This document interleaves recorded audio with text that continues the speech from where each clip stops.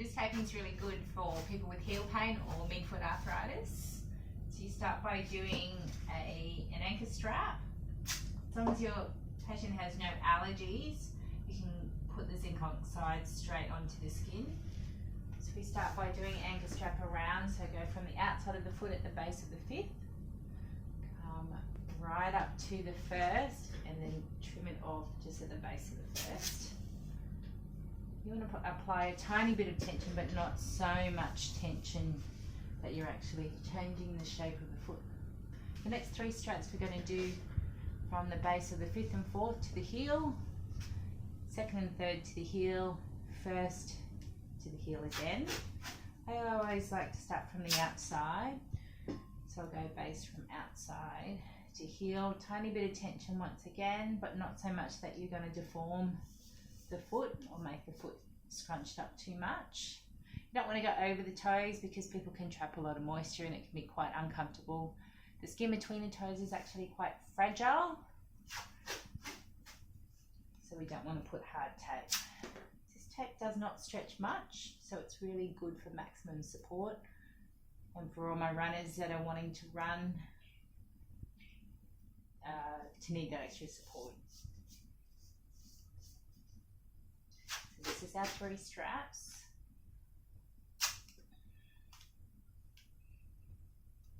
As for the first one, I'll actually press the big toe joint down a little bit, otherwise you can sometimes block that toe joint up, especially if you've got a bunion in there.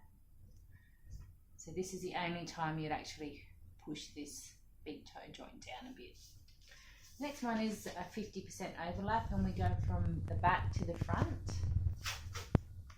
Once again, not massive pressure, because you need to allow for fat pad expansion, or the heel will naturally spread out when you put weight on it. So if I look at that, I want 50% overlap, so we're going to go halfway up.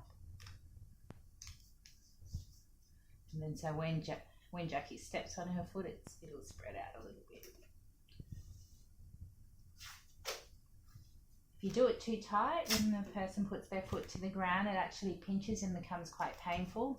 You have to take it off and do it all over again with less tension. Notice how foot position is neutral. We're not pushing the foot inwards and it's not sitting outwards. It's just sitting there in that nice neutral position. I don't like wrinkles when it comes to strapping. Wrinkles cause blisters, so make sure everything's nice and smooth. It's obviously hard not to have wrinkles here, but we don't want it on the ball of the foot or an area where there's a lot of weight bearing.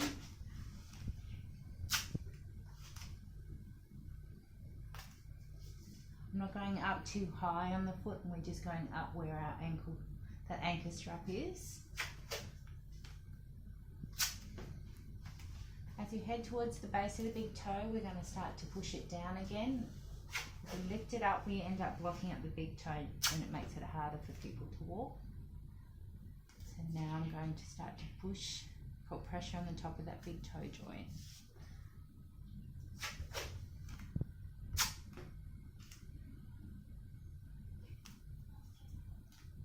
As I head towards the front of the foot, I'm not putting the tape up over the top of the foot on this bony prominence, because that will rub on the shoe and cause more pain.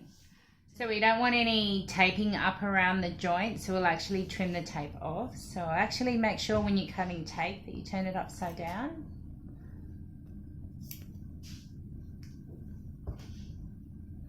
And just cut the little corners out.